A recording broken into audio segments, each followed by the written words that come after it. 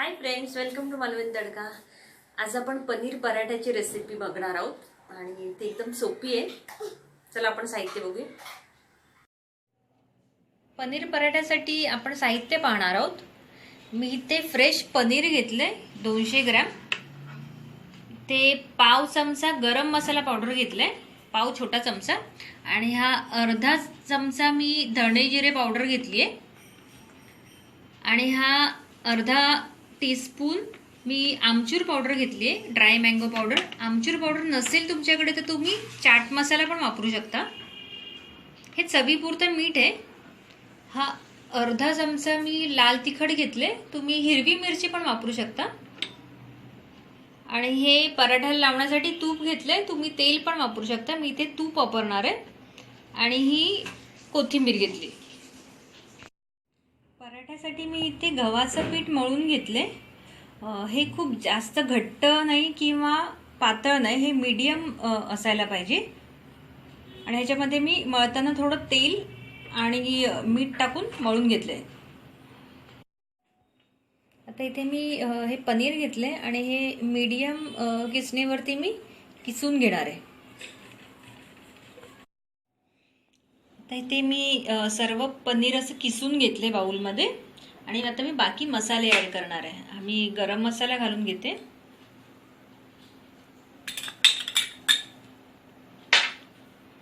धणे जिरे पावडर, आमचूर पावडर, मीठ, मसाला, हे सर्व मसाले चांगले मिक्स करून घ्यायचे, आणि कोथिंबीर।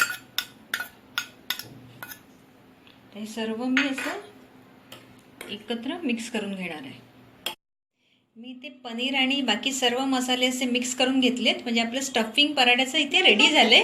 आता आपण पराठे बनवून घेणार आहे। आता मी पराठे लाटून घेणार आहे, त्यासाठी मी इथे हे 2 गोळे घेतलेत। तुम्ही एक मोठा गोळा घेऊन त्याच्यामध्ये स्टफिंग भरून पण लाटू शकता, किंवा असे 2 पोळ्या लाटून त्याच्यामध्ये पण स्टफिंग भरून पराठा बनवू शकता। मी आता हे 2 गोळे घेतलेत, त्याचा मी 2 पोळ्या लाटणार आहे आणि त्याच्यामध्ये स्टफिंग पसरवून घेणार आहे। तर मी हा एक गोळा घेते, तुम्ही लाटून घेणार आहे। इथे मी या 2 पोळ्या लाटून घेतल्यात। पोळ्या खूप पातळ पण नाही लाटायच्यात, नाहीतर आपण स्टफिंग भरल्यानंतर पोळ्या फाटू शकतात आणि स्टफिंग बाहेर येईल। त्याच्यामुळे एकदम पातळ नसायला पाहिजे, मीडियम साईजच्या असायला पाहिजे। आणि आता मी स्टफिंग पसरवून घेणार आहे पूर्ण पोळीवरती। खूप जास्त पण नाही भरायचं आहे स्टफिंग, नाहीतर मग पोळी फुटेल। तर हे मी असं पसरवून घेते पोळीच्या टोकापर्यंत चांगलं, आणि त्याच्यावरती मी दुसरी पोळी घालून घेणार आहे। त्याच्यावरती मी दुसरी पोळी घालते, आणि साईडने अशा कडा हाताने दाबून चांगल्या चिकटवून घ्यायचे। साईडला पाणी लावून पण चिकटवू शकता, किंवा हाताने पण चिकटवू शकता। हाताने चिकटल्या जातात त्या। आणि आता थोडंसं मी असं लाटून घेणार आहे। चाराचा खूप आवाज असतो घरामध्ये, त्याचा आवाज येतोय। तर हा आपला पराठा रेडी झालाय। आता मी भाजून घेणार आहे। पराठा भाजून घेणार आहे। मी ते तवा तापत ठेवलाय, तवा तापलाय आता आपला, त्याच्यावरती मी हा पराठा घालून घेते।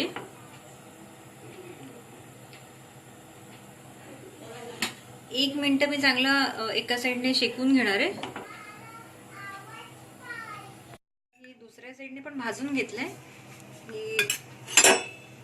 तूप लावून घेते, आणि असे चांगले लालसर डाग त्याच्यावरती दिसायला लागेपर्यंत आपण भाजणार आहे। दोन्ही साईडने चांगला भाजला गेलाय। आता मी हा काढून घेते, आणि असेच मी सर्व पराठे करून घेणार आहे। इथे आपले हे टेस्टी पनीर पराठे रेडी झालेत।